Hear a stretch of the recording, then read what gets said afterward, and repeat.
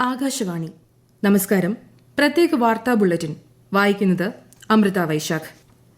സവാളയുടെ കയറ്റുമതി നിരോധനം ഇനിയൊരു ഉത്തരവുണ്ടാകുന്നതുവരെ നീട്ടിയതായി കേന്ദ്രം അറിയിച്ചു. സവാളയുടെ ആഭ്യന്തര ലഭ്യത വർദ്ധിപ്പിക്കാനും വില നിയന്ത്രിക്കാനുമാണ് ഈ തീരുമാനം. കഴിഞ്ഞ വർഷം ഡിസംബറിലാണ് സവാളയുടെ കയറ്റുമതി സർക്കാർ നിരോധിച്ചത്. കേരളത്തിൽ വോട്ടർ പട്ടികയിൽ പേര് ചേർക്കാൻ നാളെ വരെ അവസരം. നാമനിർദ്ദേശ പത്രിക സമർപ്പിക്കാനുള്ള അവസാന തീയതിയുടെ 10 ദിവസം മുൻപേ വരെയാണ് വോട്ടർ പട്ടികയിൽ പേര് ചേർക്കാൻ അവസരം ലഭിക്കുക. തെരഞ്ഞെടുപ്പ് കമ്മീഷന്റെ പോർട്ടൽ വഴിയോ വോട്ടർ ഹെൽപ്പ് ലൈൻ ആപ്പ് ഉപയോഗിച്ചോ ബൂത്ത് ലെവൽ ഓഫീസർമാർ വഴിയോ പേര് ചേർക്കാം.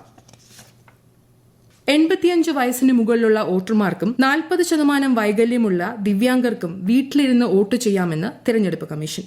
വരുന്ന തിരഞ്ഞെടുപ്പിൽ ഒരു വോട്ടറും തിരഞ്ഞെടുപ്പ് പ്രക്രിയയിൽ നിന്ന് പിന്തള്ളപ്പെടരുത് എന്നാണ് കമ്മീഷന്റെ മുദ്രാവാക്യം.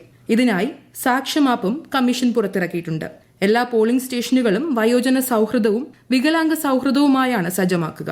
വികലാംഗർ നിയന്ത്രിക്കുന്ന പോളിംഗ് സ്റ്റേഷനുകൾ, സ്ത്രീകൾ മാത്രം നിയന്ത്രിക്കുന്ന പോളിംഗ് സ്റ്റേഷനുകൾ, മോഡൽ പോളിംഗ് സ്റ്റേഷനുകൾ എന്നിവയും ഉണ്ടാകും.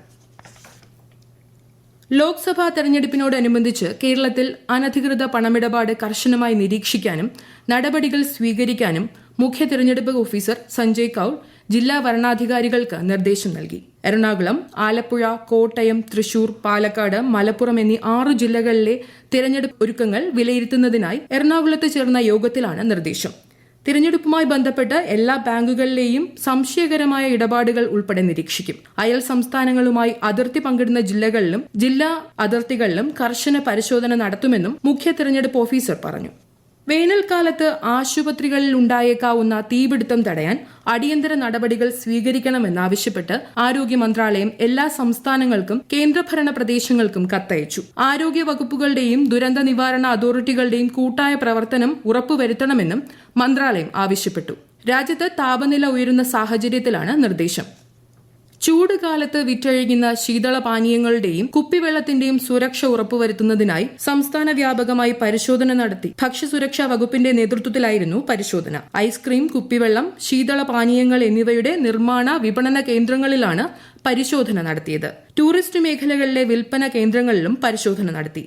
പരിശോധനകളിൽ ഗുരുതര നിയമലംഘനം കണ്ടെത്തിയ 7 സ്ഥാപനങ്ങളുടെ പ്രവർത്തനം നിർത്തിവയ്പ്പിച്ചു. ഭക്ഷ്യസുരക്ഷാ പരിശോധനകൾ ശക്തമായി തുടരുമെന്ന് മന്ത്രി വീണ ജോർജ് പറഞ്ഞു.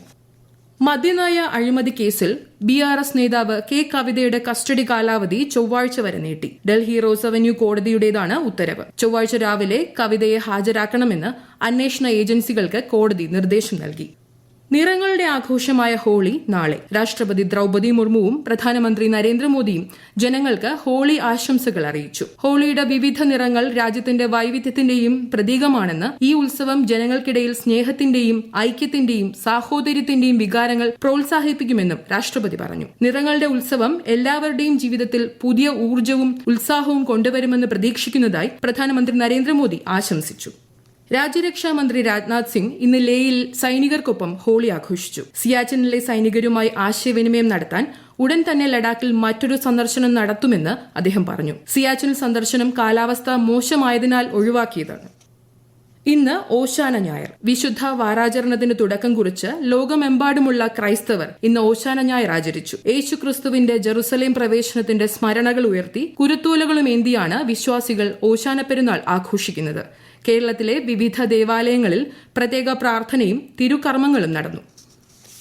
കേരളത്തിൽ 9 ജില്ലകളിൽ ഉയർന്ന താപനില സാധ്യത കണക്കിലെടുത്ത് വ്യാഴാഴ്ച വരെ മഞ്ഞ ജാഗ്രത. ആലപ്പുഴ, ഇടുക്കി, വയനാട്, മലപ്പുറം, കാസർഗോഡ് ഒഴികെയുള്ള ജില്ലകളിലാണ് കേന്ദ്ര കാലാവസ്ഥാ വകുപ്പിന്റെ ജാഗ്രതാ നിർദ്ദേശം. കേരള തീരത്തും തെക്കൻ തമിഴ്നാട് തീരത്തും ഇന്ന് രാത്രി 11:30 വരെ ഉയർന്ന തിരമാലയ്ക്കും കടലാക്രമണത്തിനും സാധ്യതയുണ്ടെന്ന് ദേശീയ സമുദ്ര സ്ഥിതിപഠന ഗവേഷണ കേന്ദ്രം അറിയിച്ചു. ജപ്പാനും ഉത്തര കൊറിയയും തമ്മിലുള്ള ലോകകപ്പ് ഫുട്ബോൾ യോഗ്യതാ മത്സരം ഫിഫ റദ്ദാക്കി. ചൊവ്വാഴ്ച പ്യോങ്യാങ്ങിൽ നടക്കാനിരുന്ന മത്സരമാണ് റദ്ദാക്കിയത്. പ്രത്യേക വാർത്താ ബുള്ളറ്റിൻ കഴിഞ്ഞു. അടുത്ത വാർത്താ പ്രക്ഷേപണം നാളെ രാവിലെ 6:45.